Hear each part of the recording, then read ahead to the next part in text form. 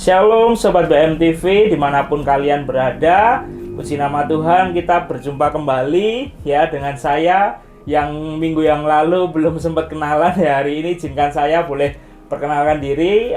Saya Fajar yang akan menjadi host acara di Talk of Many, tokoh Alkitab masa kini ya. Kita kemarin minggu lalu kita ada tamu kita dengan Mas Supri yang bercerita bagaimana memperjuangkan sebuah misi, sebuah visi yang dari Tuhan. Dan di sore hari ini kita juga akan kedatangan dua, ya nggak cuma satu tapi dua tamu sekaligus yang akan bercerita, yang akan menceritakan kisah kesaksian kehidupan mereka ketika mereka boleh melayani Tuhan.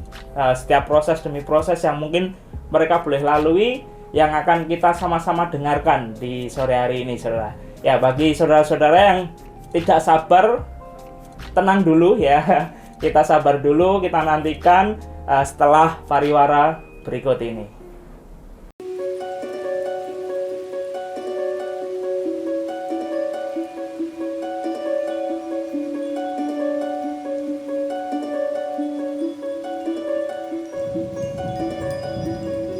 Dikejar deadline, tapi inspirasimu tidur. Ada yang seru nih buat kamu, Awakening Cafe.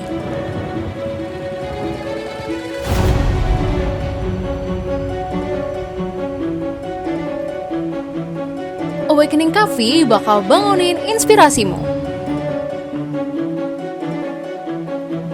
Caranya gampang banget, tinggal kunjungin booth Awakening Cafe di Jalan Kabut nomor 99 RT 1 RW 23 Panggungrejo, Jebres, Surakarta.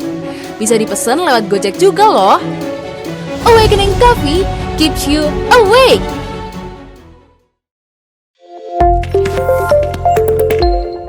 Berita Mujizat TV. Shalom Sobat BMTV, kembali lagi di acara Talk of Many, tokoh Alkitab masa kini. Nah, di samping saya ini sudah kedatangan tamu yang sudah saya janjikan tadi di awal. Nah, mungkin bisa langsung perkenalkan diri dulu. Ya, terima kasih Mas Fajar buat kesempatannya. Perkenalkan, nama saya Riki dan ini Saya Dama ya. Ini istri saya. Kami berdua melayani di Bethany Elbethel Solo Baru di bagian pengembalaan.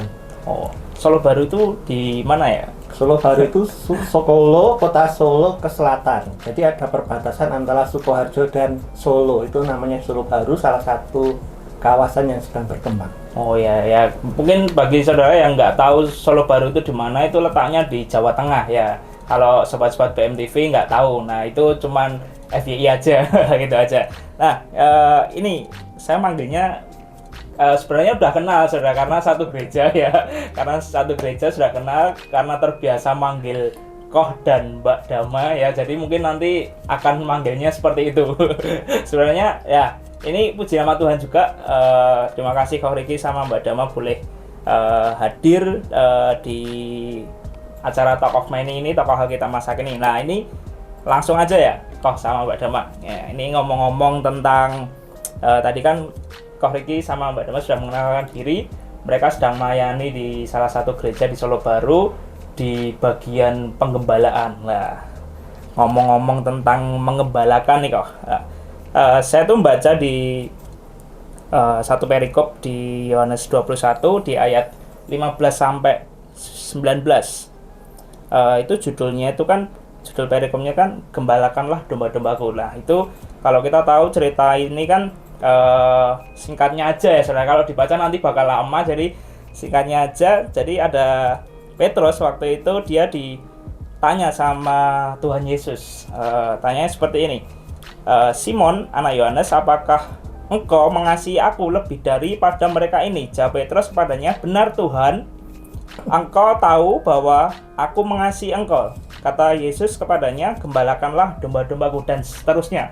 Jadi pada waktu ini Tuhan Yesus setelah bangkit, dia menemui murid-muridnya dan bertemu sama Petrus dan menanyakan hal ini. Nah, itu kan ada sebuah tugas, mungkin ya bisa dibilang tugas dari Tuhan Yesus untuk Petrus untuk menggembalakan domba-dombanya Tuhan gitu kan. Nah, saya mau tanya nih untuk Koh Riki sama Mbak Dama ini, pertama kali apa yang menggerakkan hati Koh Riki sama Mbak Dama ini untuk bisa dibilang melayani di bagian pengembalaan tuh, ceritanya gimana prosesnya? Mungkin dari awal. Pingsan dulu mungkin. Dari Koh Riki dulu aja. Ya, kalau dari saya melayani dengan teman-teman tuh ya, kalau sama senior lebih lama ya. Kalau mungkin kalau saya sama Mas Fajar karena tua saya akan lama saya. Yeah. Dari 2004 saya sudah melayani di pengembalaan, ya kan. Mas Fajar kelahiran 94, umur 10 tahun. Tapi itu secara lamanya ya, tetapi sebenarnya saya bukan natural. Jadi normalnya itu natural ya. Maksudnya natural gini. Ketika orang tergerak untuk mengembalakan itu dari belas kasihan itu. Tetapi kalau saya dulu enggak. Sebenarnya saya dari apa? Dari fungsi ya. Dari istilahnya posisi. Jadi dari gereja lokal saya diberi posisi waktu itu untuk mengembalakan.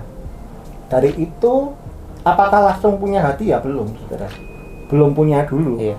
Tetapi berjalannya waktu, tiba-tiba belas kasihan itu ada.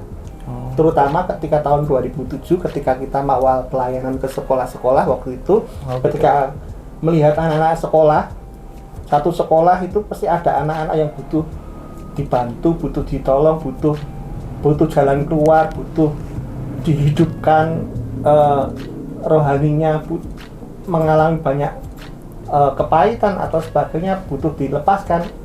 Semenjak itu mulai muncul belas kasihan. Dan itu menggerakkan kita untuk menggembalakan mereka. Bisa mau nambahi? Kalau gimana? dari saya mulai melayani di pengembalaan itu sebenarnya juga sama sih, karena sistem ya. Karena awalnya itu 2008 saya mulai bertobat itu, mulai balik lagi maksudnya dulu sebelumnya tinggal di Wonogiri, terus tinggal ke Solo, ke gereja Solo Baru itu. 2008 mulai dikasih kepercayaan buat melayani di remaja waktu itu pertama. Remaja sama Firehouse. Tapi di dua komunitas ini dapat kepercayaan sama-sama untuk jadi hospitality. Dulu juga pas awal tuh nggak tahu hospitality itu apa, tugasnya apa. Tapi ya kan kalau tadi Koh Riki bilang 2007 ya mulai nangkap sendiri ya. Kalau saya 2008 tuh baru mulai tahu dari sistem gitu ya, hospitality itu apa. Tapi di sana ada kakak-kakak yang bimbing waktu itu, ngajari kalau hospitality itu tugasnya ya kalau ada jemaat nanti dilayani, maksudnya dibantu keperluannya, kehidupannya seperti apa, mulai jalin hubungan, ya istilahnya kayak dibantu jalin hubungan lebih gitu. Awalnya tuh seperti itu aja, cuman karena itu jadi mulai ada belas kasihan tuh ya, karena belajar untuk saya belajar mulai jalin hubungan, kenal satu pribadi demi satu pribadi gitu. Jadi dari situ bikin saya tuh kayak ternyata seperti ini. Dan setelah berjalannya waktu di pelayanan itu membuat saya tuh nangkep, ternyata ketika kita lakukan itu bukan cuman karena itu tugas saya ya sebagai hospitality waktu itu, cuman saya tahu itu ada belas kasihan Tuhan yang ditaruh dalam hati saya untuk melayani. Jadi saya mau jalin hubungan itu kan kita butuh waktu untuk meluangkan waktu gitu ya.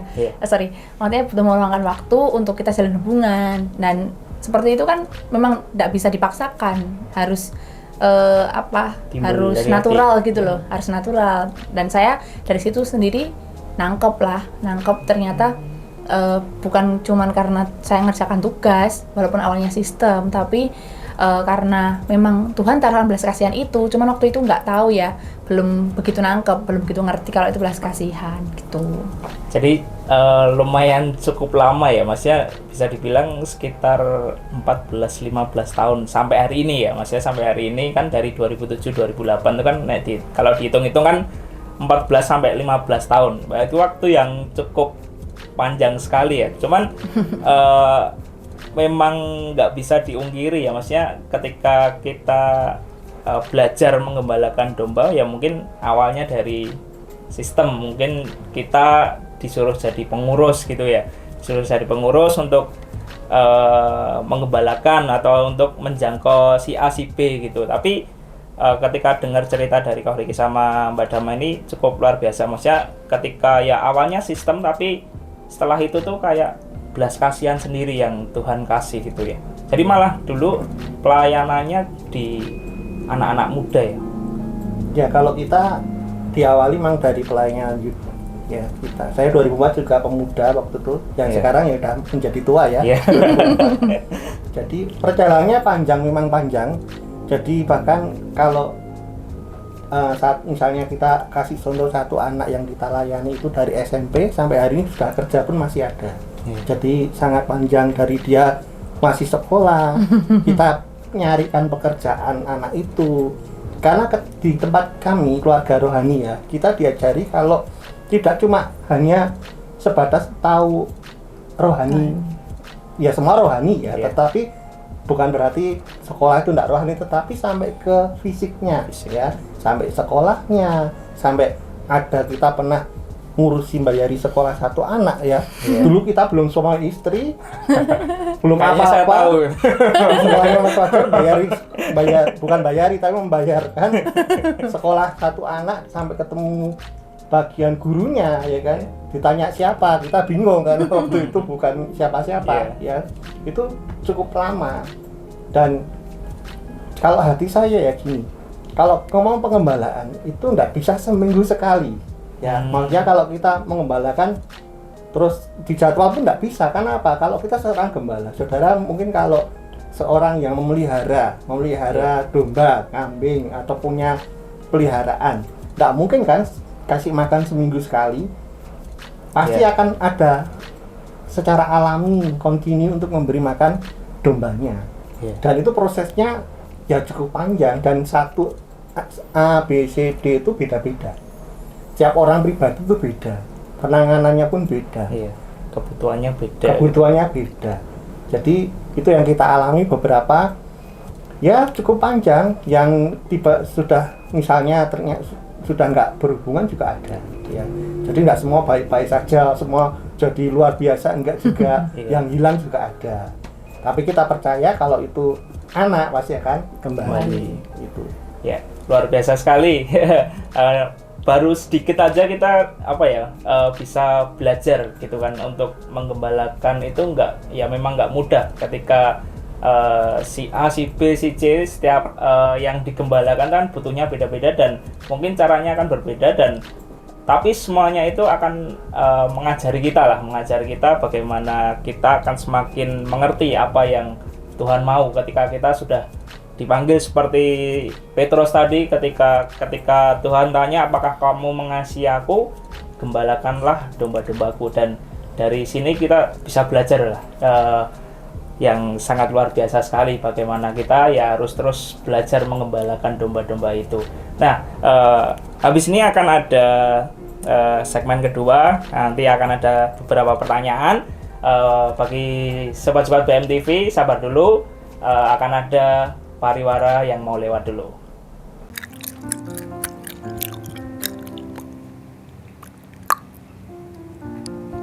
Kak, nyuwun permen karete. Bu, adik niki lho nyuwun permen karet terus. Aja dikeki, Kak. Goro-goro ora sengaja ngelek permen karet dadi mondok ning rumah sakit. Ya, ibu lho, aku pengen permen karet, Bu.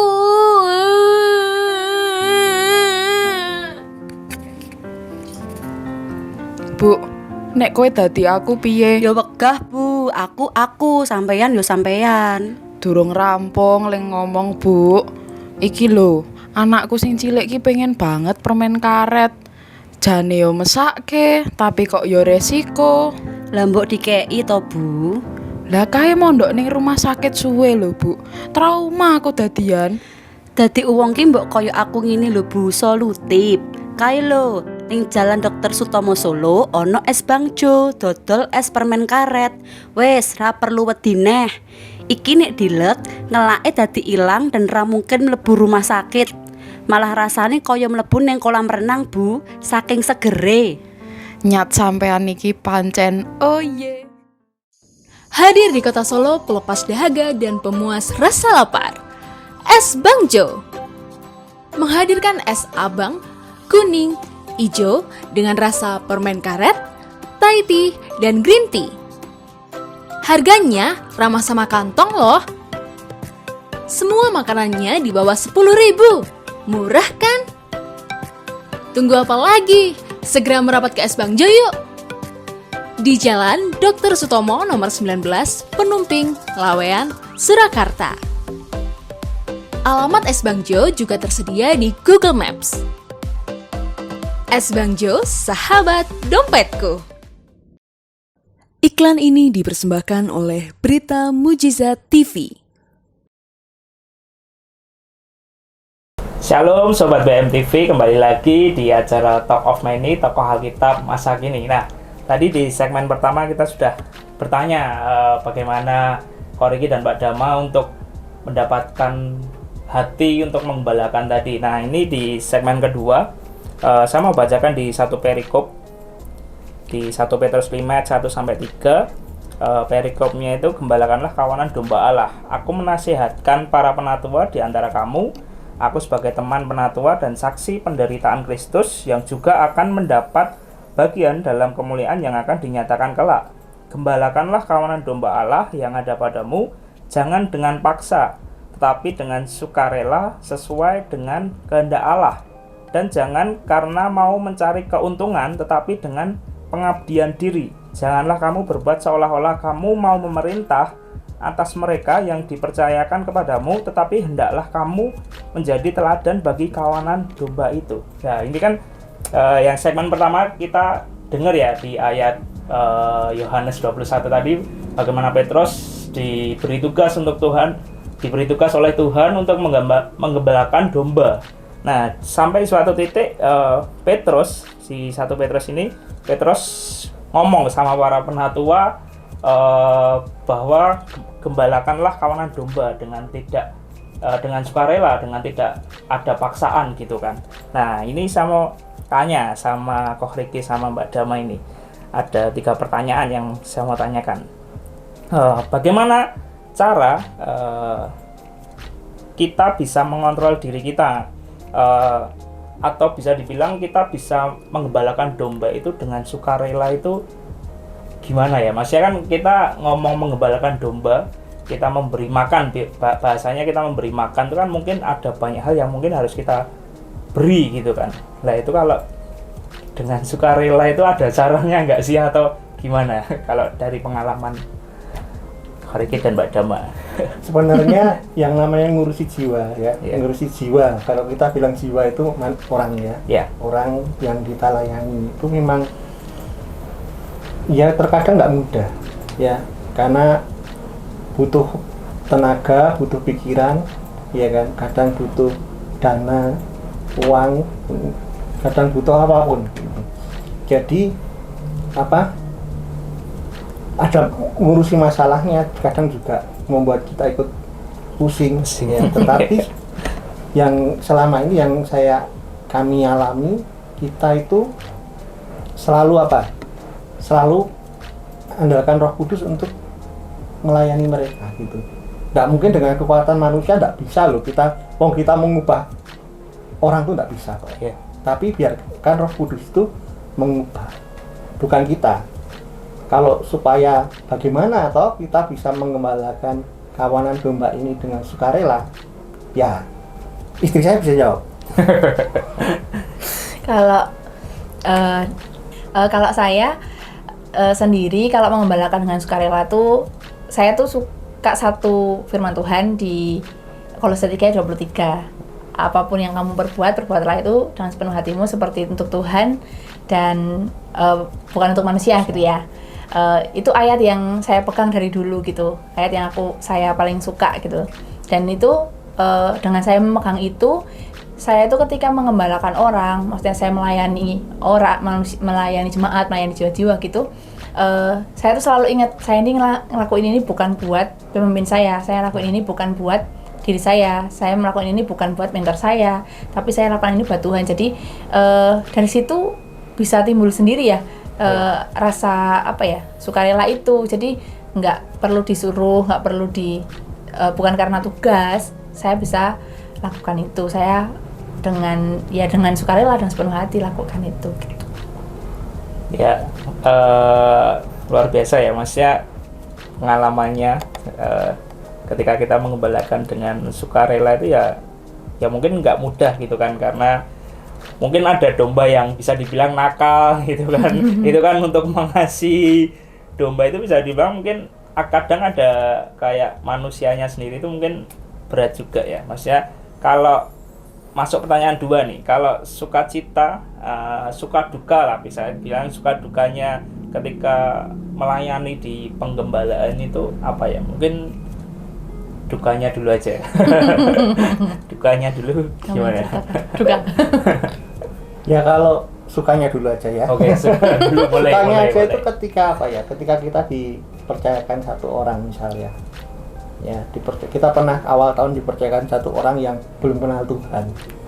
Kita layani dia, ya, berdua. Waktu itu saya sama istri kita layani dia.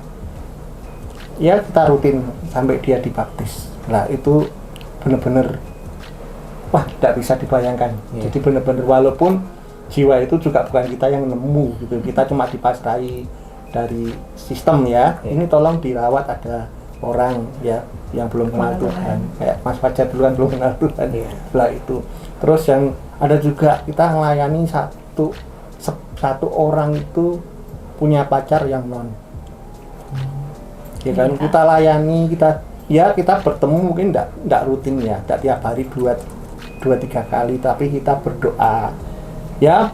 Istri saya juga benar-benar mendoakan orang itu, dan tiba-tiba dapat kabar dia udah nggak dengan pacarnya itu kayak seneng banget ya. Padahal secara umur tuh juga ketika lihat anak itu, nah terus gantinya siapa gitu ya. Belum lama ini dapat kabar lagi orang itu udah tunangan dengan yang seiman. Itu membuat kita itu ya sangat sukacita. Dan bener loh kalau firman Tuhan katakan mahkota sukacita itu jiwa-jiwa. Jadi ketika ada jiwa dimenangkan, itu akan buat kita bersemangat. Makanya kalau saudara dan pengen benar-benar hidupnya bersemangat, itu apa?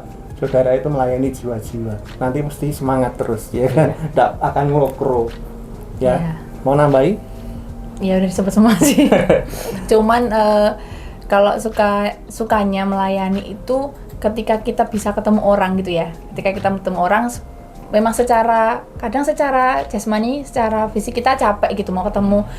Aduh, ada yang harus diajak ketemu nih. Itu misalkan sebenarnya secara fisik tuh capek, cuman setelah ketemu itu nanti capeknya tuh jadi hilang gitu ya.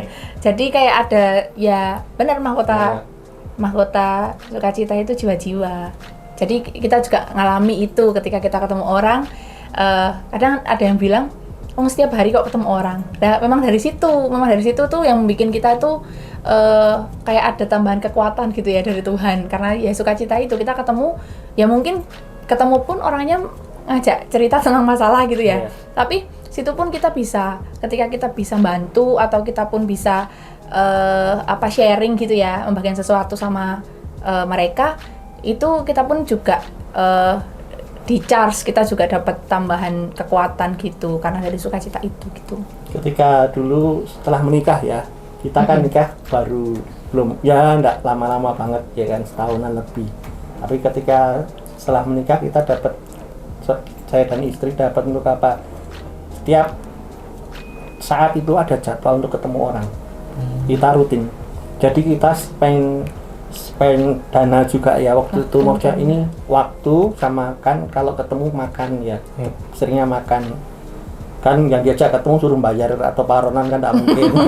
Kita spend buat biaya buat makan itu khusus, jadi kita ada budget untuk itu. Dan kita lakukan sampai PPKM tiba, ya kan? Setelah PPKM itu semua kacau, tapi kita gunakan itu untuk ketemu. Dan benar, setiap ketemu itu ada sukacita. Nggak cuma orang yang, nggak hanya jiwa yang dilayani loh, tetapi ketemu rekan pelayanan pun. Tapi itu kita anggap itu ketemu orang. Makanya ketemu saudara seiman itu hal yang jangan disepelekan gitu loh. Jadi tidak bisa loh kita cuma melayani seminggu sekali di gereja, tidak pernah berhubungan dengan saudara seiman atau rekan pelayanan, tidak bisa. Nggak ada, istilahnya tidak ada kekuatan gitu. Tapi kalau yang paling penting itu ketika kita sebagai keluarga sering, makanya jemaat mula-mula kan berkumpul, ya kan, memecah roti bersama, ya kan, berdoa bersama. Mereka setiap hari loh, kan. Sekarang beda kan, sekarang orang sibuk dengan urusannya masing-masing. Kalau menurut saya enggak bisa. Dan panggilan pengembalaan, ini kebetulan Mas Fajar manggil kita karena kita divisi pelayanannya pengembalaan. Tapi sebenarnya tugas menggembalakan kalau menurut saya itu bukan cuma orang yang diberi, bukan pendeta, bukan orang yang ketua sel, bukan, tapi setiap orang yang menjadi murid Tuhan itu harus menggembalakan. Kenapa? Karena pergilah, Matius 8, pergilah jadikan bangsa murid semua muridku. Ya, paling enggak satu orang yang dimuridkan. Pasti dari murid itu akan memuridkan lagi. Jadi, dan satu ada ayat lagi ini penting sekali. Dalam Kisah Rasul 20 ayat 28 yang A aja ya. Karena itu jagalah dirimu dan jagalah seluruh kawanan. Ini saya dapat ayat merema. Terkadang saudara yang melayani, saudara fokus dengan jiwa, ya kan, fokus dengan orang yang dilayani. Tetapi lupa firman Tuhan katakan jagalah jagalah dirimu dan seluruh kawanan. Tapi kita lupa jaga diri kita. Sibuk jaga domba, tapi ada binatang buas mau nyerang kita kan. Itu yang seringkali saudara seorang pelayan seperti itu. Kita sering gitu. Jadinya kita down, jadinya kita malah jatuh. Yang jatuh malah gembalanya kan bisa. Dombanya bertobat, gembalanya berdosa ya kan. Seperti itu. Ketika saya dapat terima ini, oh ya betul. Kita selalu sibuk, tapi jangan lupa kita harus membangun diri kita. Ya kan, membangun dengan apa? Kalau saya dan istri membangun dengan ketemu rekan pelayanan, itu membangun, ya kan. Kalau dengan anak yang dilayani kan bisa membangun, tetapi kan lebih kita yang kita memberi. Gitu ya. Tapi kalau dengan rekan pelayanan kan lebih ke sharing. Ya kan. Dan kita saling berbagi, dan itu membuat kekuatan buat kita. Itu. Melenceng enggak ya? Gak melenceng dikit, gak apa-apa. Kita santai aja ini. Terus kan tadi Kori sama Mbak Damas sudah cerita sukacitanya ya. Kalau ada duka nggak sih sebenarnya kalau ketika kita ngomong melayani domba itu bisa dibilang ada dukanya nggak sih? Ya, kalau dukanya gini, misalnya kita melayani satu anak, dan anak itu jatuh dalam masalah yang sama, itu dukanya. Itu paling kadang ya secara manusia kadang angel gitu. Dan itu sering, ya kan? Sering, karena memang manusia pada dasarnya berdosa toh. Gembalanya pun juga berdosa. Jadi jangan, kita pun juga sering jatuh dalam masalah yang sama. Tapi itu yang kalau saya pribadi ketika harus ngurusi itu lagi. Contohnya misalnya kalau anak muda mesti masalah acara, ya kan? Misalnya senang si A, terus seneng ya tidak masalah, seneng gitu, tapi itu jadi ikatan terus jatuh lagi. Kalau yang udah dewasa misalnya terlibat utang, misalnya pinjol, ya kan, ya kan, terus udah selesai tahu-tahu terlilit lagi pinjol misalnya, seperti itu. Ini misal, ya kan, itu yang membuat duka, ya kan. Kalau istri saya yang buat kamu duka? Duka ya udah diceritain juga sih tadi ya sebenarnya. Cuman kan karena kita pengelayanan di pengembalaan sih memang kita berdua sangat berusaha jaga hati gitu ya. Karena kan mau nggak mau kita berhubungan sama orang, apalagi nggak semua orang itu punya karakter yang sama. Nggak semua orang itu gampang gitu ya. Maksudnya untuk dilayani itu mudah gitu ya. Dalam artian ada yang karakternya keras, ada yang karakternya mungkin memang anaknya nurut gitu, jadi kita pun masuk gampang. Cuman di situ saya belajarnya ketika kita melayani jemaat, kita melayani jiwa-jiwa gitu, memang yang pertama harus dijaga itu hatinya, karena itu yang kadang kan ya tadi ya anyel gitu, misalkan melakukan kesalahan yang sama, dosa yang sama gitu ya. Ya anyel loh, anyel, tapi kan kita nggak bisa datang ke anak itu terus kita marah-marah gitu kan, nggak bisa ya. Kita kan tetap harus jaga hati kita ya. Ketika dia datang lagi ke kita, apakah kita mau nerima? Nah itu loh yang kadang-kadang yang dukanya gitu ya. Dukanya itu kan ya kita udah anyel sebenarnya, tapi kalau dia datang lagi, apa kita mau nolak? Kan nggak mungkin. Mesti kan mau nggak mau kita harus nerima. Dan itu yang kalau saya pribadi, mungkin karena saya cewek ya, dia cowok kan biasa gitu ya. Nah, cewek kan kadang pas sedikit masuk hati gitu ya. Jadi saya pribadi sangat menjaga hati. Ya sebelum menikah pun saya juga berusahanya seperti itu gitu. Jadi ketika saya ada satu anak misal bikin kesalahan yang sama terus datang lagi, ya mau nggak mau kan harus kita terima. Saya di situ ketika saya terima lagi, tapi saya pastikan, berusaha saya memastikan hati saya itu nggak ada masalah gitu, nggak ada anyelnya, nggak ada apanya. Ya itu sih dukanya. Ya, jadi ya bisa dibilang ya balik lagi ya Masnya, domba itu atau mungkin jiwa itu berbeda-beda ya, mungkin nggak gampang juga dalam proses kehidupan mereka juga mungkin jatuh bangun, dan mungkin bisa dibilang bikin duka gitu, jadi jengkel dan lain sebagainya. Tapi kita sebagai orang yang bisa dibilang didewasakan atau kita sebagai yang dipercaya Tuhan untuk membalakan ya harus selalu jaga hati gitu ya.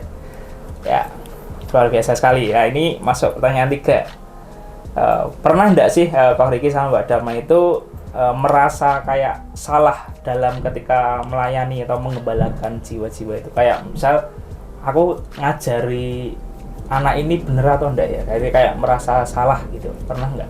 Ya mestinya kalau kita ya pernah ya. Jadi ya kayak tadi misalnya anak itu jatuh dalam hal yang sama, terkadang kita mikir apa kita salah gitu, pasti gitu. Apa kita salah ngajarinya atau gimana? Dan itu wajar sih. Sesuatu yang wajar. Sesuatu yang wajar. Kan mesti manusia ada intimidasi, ada intimidasi, kegagalan itu kadang. Tapi ya gitulah. Kalau ada Pak? Ya sama sih, pernah memang. Kalau seperti itu kan untuk kita ngajari orang gitu kan, mau tidak mau apa yang kita punya kita bagikan gitu ya. Dan ketika misalkan anak itu nggak bisa diatur atau mungkin kita sudah berusaha tapi ternyata istilahnya tidak ada perubahan sama sekali dalam hidup anak itu, ya kadang jadi introspeksi sendiri gitu. Bener enggak sih yang tak ajarkan? Apa aku kurang keras ya? Apa aku terlalu lembut?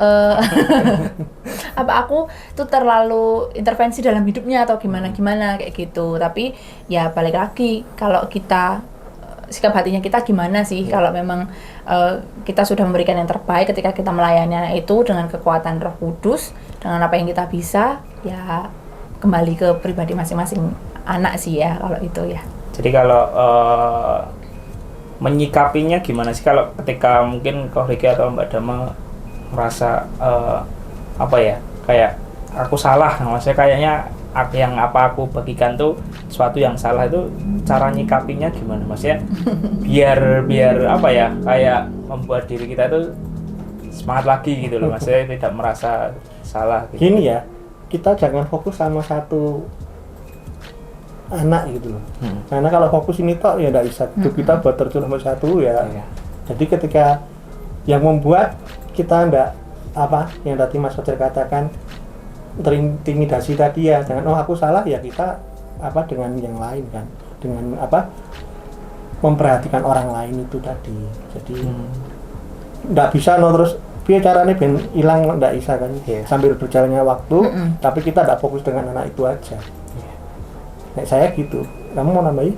Nggak sih, sama juga kok, karena kalau fokusnya maksudnya ke satu masalah gitu ya, ke satu pribadi gitu, ya kita lihat itu terus kita terintimidasi banget gitu loh. Saya pun pernah gitu ya ngalami kayak gitu, merasa saya tuh kok ada satu anak yang biasanya saya layani gitu, tiba-tiba nggak ke gereja, tiba-tiba nggak mau ke gereja sama sekali, ya karena satu dan lain hal. Di situ tuh saya merasa apa saya gagal ya, apakah selama ini apa yang saya ajarkan itu ternyata nggak diterima sama pribadi anak itu gitu. Sempat saya merasa, pas itu saya merasa down, saya pernah ngalami seperti itu. Dan tapi dari situ ada kekuatan ya, maksudnya ada orang-orang sekeliling, ada dorongan dari teman-teman, dari keluarga kita gitu, yang ya bukan karena kamu, karena memang itu memang pribadi anak itu gitu. Jadi kalau sudah terjadi ya sudah, tapi kamu harus fokus sama apa yang ada di depan kamu, kayak gitu. Itu sih. Jadi intinya pernah, tapi ya enggak apa-apa gitu. Enggak apa-apa ya. Mau fighting lagi. Gitu ya. Maksudnya ya kita maklumi gitu. Iya, kita maklumi. Jadi ya memang pengalamannya ya luar biasa sekali, maksudnya banyak cerita lah, maksudnya dari Koh Riki sama Mbak Dama ini. Kita juga sebagai orang-orang yang dipercaya Tuhan untuk mengembalakan jemaat, ya harus benar-benar balik lagi ya, maksudnya untuk sikap hati kita yang benar ketika kita mengembalakan jemaat. Mungkin kadang jadi jengkel ketika mungkin ada domba yang nakal gitu, jadi ya balik lagi ke hati kita untuk kembali lagi, untuk karena semua ini untuk kesenangan Tuhan gitu ya. Ya luar biasa sekali. Segmen 2 ini sudah selesai, dan sebentar buat sobat-sobat BMTV, kita akan di segmen terakhir. Bagi saudara yang tetap stay tune, dan akan ada iklan yang mau lewat dulu nih.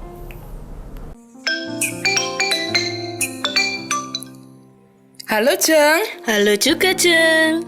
Piye kabarmu? Lak sehat toh? Puji Tuhan, sehat walafiat, Jeng. Lan jenengan pripun, Jeng? Aku jane yo sehat sih, Jeng.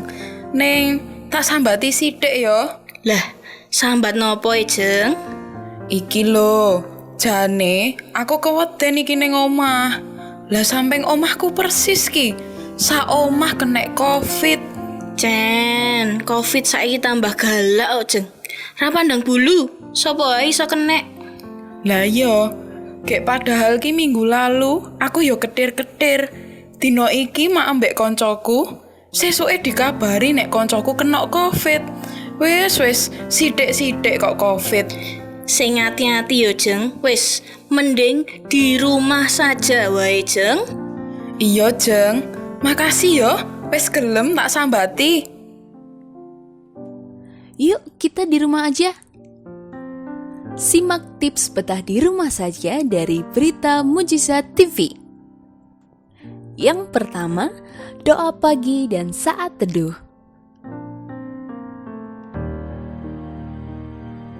Yang kedua, olahraga. Yang ketiga, berkebun. Yang keempat, masak makanan sehat.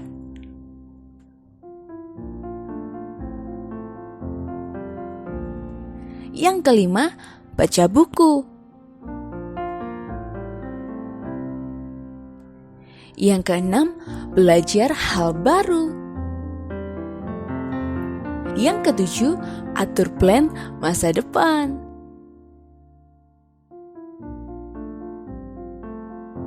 Stay safe dan sebarkan gerakan #di rumah saja. Tuhan memberkati. Iklan ini dipersembahkan oleh Berita Mujizat TV.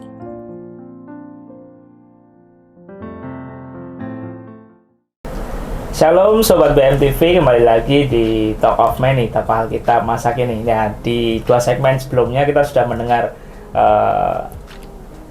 kesaksian-kesaksian, pengalaman-pengalaman pribadi dari Koh Riki sama Mbak Dama yang luar biasa sekali. Nah, di segmen yang terakhir ini ada pertanyaan nih, pernah nggak sih Koh Riki sama Mbak Dama itu ngerasa capek atau bahkan mungkin sampai pengen menyerah atau pengen menyerah aja lah untuk ketika mengembalakan jemaat atau bisa mengembalakan jiwa, pernah nggak? Kalau saya dulu ya, Iya, boleh. itu kamu ya. Kalau capek pasti ada ya, pernah. Tapi kalau menyerah kayaknya ya enggak ya. Kalau capek pasti ada, pasti aduh ya kan, masalah lagi misalnya gitu. Tetapi yang membuat kita tetap bersemangat menurut saya itu apa? Karena Tuhan tuh enggak pernah capek dengan kita gitu. Ya kan, Tuhan Betul tuh enggak, sekali. tidak pernah capek dengan kita ini gitu.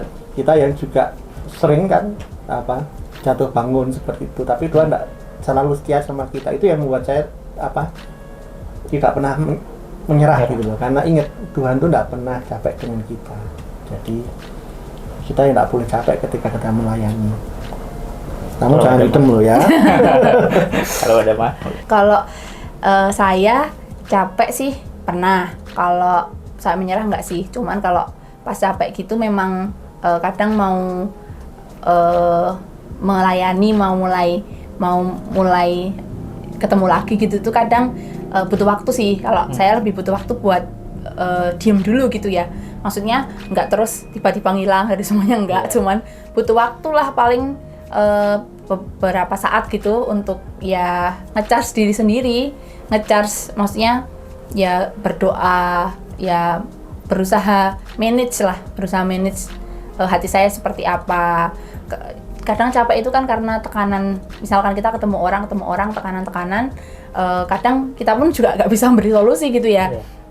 Selain kita tanya Roh Kudus kan kita pengennya membantu sebisa kita gitu. Cuman kalau arah mentok dan masalahnya kompleks banget gitu, kadang ya capek. Cuman dari situ memang nggak pernah sih membuat saya pribadi sampai pengen nyerah, udahlah nggak mau melayani Tuhan gitu, enggak. Karena kan kita tahu ya kalau kita melayani itu kayak tadi yang segmen sebelumnya saya katakan di Kolose 3:23 itu kita melayaninya buat Tuhan bukan buat manusia. Jadi secapek-capeknya kita kalau nanti bisa manage lagi, kita memulai lagi dengan istilah dengan hati yang lebih fresh gitu ya, lebih siap gitu, itu sih bisa buat saya pribadi mulai lagi sih untuk melayani Tuhan. Jadi gitu. Ya, menurut saya ya kalau Roh Kudus yang menggerakkan itu tidak mungkin menyerah. Ya. Capek bisa, ya Capek kan? bisa. Rohnya menyala nih, fisiknya capek itu bisa. Tapi kalau contoh gini, Roh Kudus gerakan saudara itu belas kasihan buat jiwa-jiwa, ya kan? Satu orang misal satu gitu. Terus saudara layani tiba-tiba secara fisik capek, ya kan? Tetapi kalau belas kasihan keluar lagi, kan kita nggak bisa menyerah. Iya. Kita akan mengalir dengan belas kasihan itu, dan akhirnya buat kita tetap melayani. Itu kalau menurut saya. Jadi apapun ya, di pengembalaan atau pelayanan apapun, nggak usah pengembalaan, apapun yang kita lakukan, satu tetap dengan kekuatan Tuhan. Kalau kekuatan manusia pasti berhenti. Ya kan? iya betul. Luar biasa sekali. Maksudnya kalau saya juga boleh cerita ya, maksudnya kalau ngomong capek gitu ya mungkin pernah gitu kan, maksudnya dulu pernah kayak sampai awal-awal tuh, malah awal-awal menyerahkan diri, maksudnya menyerahkan hidup sama Tuhan gitu. Waktu bekerja di full time itu kan benar-benar ya dulu awal nggak ada apa-apa ya, maksudnya bahkan nggak megang uang sama sekali gitu kan. Tapi ketika waktu itu kayak ngerasa sebenarnya ini Tuhan tuh mau apa sih dalam hidupku, benar-benar uang buat beli bensin aja nggak ada gitu kan. Terus mau ketemu jiwa waktu itu, saya bingung, itu cerita yang apa ya, bisa dibilang lucu atau gimana ya, agak kurang tahu lah. Maksudnya waktu itu mau ketemu sama satu jiwa di salah satu sekolah, nggak punya uang bensin, saya minta sama satu temen Wimpi gitu kan, Wimpi minta uang buat beli bensin, pinjemin dulu buat beli bensin. Terus pergi ke satu sekolah ya, ketemu sama satu jiwa, di jalan udah mikir nanti mau ketemunya di mana gitu, maksudnya nggak punya uang buat, biasanya kan kalau ketemu jiwa kan ngajak makan, bayarin gitu kan biasanya gitu, bener-bener nggak punya uang gitu kan. Ya udahlah nanti di emperan aja di pinggir jalan atau gimana lah, gampang lah. Malah ketemu sama satu anak itu mah diajak makan gitu, malah dibayarin gitu, dibayarin makan dah. Itu juga apa ya, kadang di luar akal pikir sih, maksudnya kayak sebenarnya kayak ngerasa iki sebenarnya gimana, tapi Tuhan tuh terus menuntun gitu loh. Tuhan tuh terus memberikan jalannya gitu loh. Ketika kita sudah dipercaya Tuhan untuk bisa dibilang mengembalakan jemaat, mengembalakan jiwa-jiwa itu juga ya itu ada cerita-cerita lah kayak gitu. Nah ini kalau yang terakhir nih Koh sama Mbak Dama, mungkin ada pesan-pesan apa buat siapapun yang sobat BMTV yang nonton mungkin pada sore hari ini, bagi mereka mungkin ada pesan-pesan yang mau disampaikan Ya, saya sudah sampaikan ya, yang jelas tiap dari kita tuh harus mengembalakan paling enggak 1 orang, paling enggak ya. Ya lebih baik kalau Tuhan Yesus kan 12 ya kan? Ya, tapi saudara nggak usah tahu. Misalnya ini istri saya saat ini masih di BPR ya kerjanya di bank. Paling dia punya satu tim gitu ya di tempat kerja dia. Ini di marketplace. Paling enggak dia harus mengembalakan teman-temannya itu juga. Walaupun mereka ada yang bergereja, ada yang non-Kristen dan lain sebagainya, tetapi secara fungsi ketika dia bekerja, karena musim ini dia masih ada di situ, nggak tahu musimnya akan datang ya harus melayani di situ, menjadi gembala di situ. Itu kalau saya yang harus saya sampaikan buat saudara semua, karena memang firman Tuhan jelas, pergilah jadikan semua bangsa muridku, dan memuridkan orang itu kan butuh proses. Jadi harus tak mungkin cuma ketemu sekali, jadi harus ada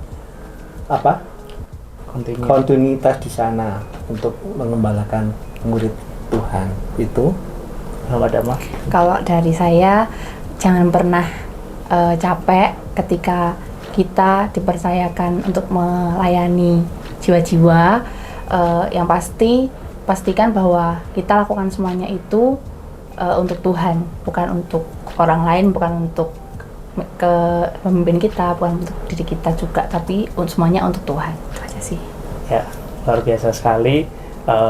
Kita bisa belajar ya Sobat BMTV sore hari ini. Jadi ketika kita sudah dipercaya Tuhan, mungkin hidup kita yang dahulu mungkin bisa dibilang kita domba yang tersesat, tapi Tuhan pulihkan kita, Tuhan panggil kita, dan Tuhan sudah memilih setiap hidup kita. Dan mungkin di detik ini Tuhan percayakan kita untuk mengembalakan jiwa, atau bisa mengembalakan jemaat, atau kita bisa memuridkan 1 orang demi 1 orang. Yaitu semuanya itu kasih karunia Tuhan gitu kan. Karena kita sudah dikasih, dan ini waktunya untuk kita mengasihi jiwa-jiwa gitu. Ya, terima kasih buat Koh Riki dan Mbak Dama untuk waktunya pada sore hari ini. Biarlah Tuhan yang akan terus memperlancar, Tuhan yang akan terus menuntun setiap pelayanannya. Amin. Terima kasih. Ya, terima kasih buat Sobat BMTV yang sore hari ini dari awal sampai akhir mungkin sudah menonton. Mungkin cerita dari Koh Riki sama Mbak Dama sangat memberkati. Dan sore hari ini saya minta tolong bagi Sobat BMTV dimanapun kalian berada untuk terus dukung channel BMTV dengan cara like, comment, subscribe, dan jangan lupa untuk menyalakan loncengnya ya, biar nanti ada notifikasi video-video terbaru dari Berita Mujizat TV. Dan cukup sekian, kita semua pamit undur diri. Terima kasih, Tuhan Yesus memberkati. Dadah. Berita Mujizat TV.